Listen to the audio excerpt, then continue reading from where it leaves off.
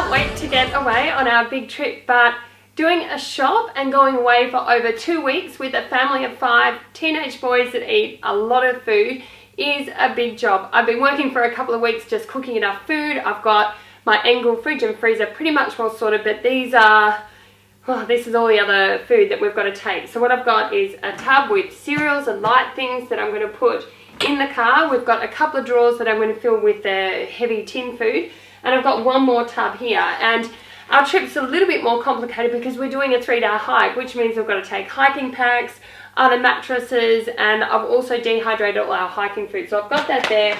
I'm putting a lot of light stuff on the top of the car, and once I've got it packed, at least I won't have to shop for 2 weeks. I'll have all my meals sorted, and whatever I don't fit, we'll just have to stay home.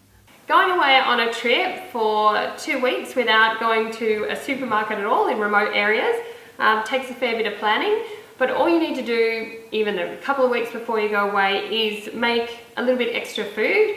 So when you're making either a pasta sauce or a curry, what I do is just put a little bit extra on, and I use a vacuum packer.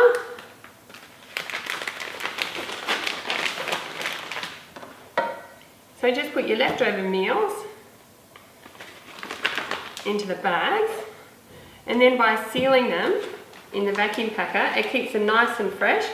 And then I also alternate the meals out of the freezer.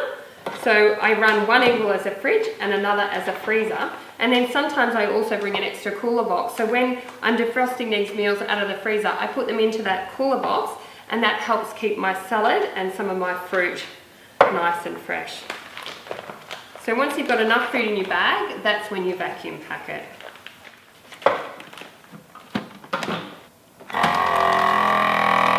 So it's a really good way of storing your food. It keeps it nice and flat. So just make sure you write what it is. Keep it nice and flat. And by keeping them flat like this, it's actually a really good way to stack the freezer because you can fit more food in.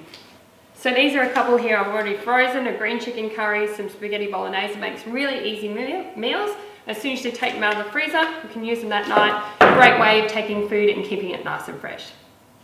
What I've done is I've packed the freezer with all the food, and up here I've got my cooler box, so that's got some extra fruit and vegetables in there, which I use the ice bricks out of the freezer, and I just change them over each day. And I also use the food that I've got here works as an ice brick as well.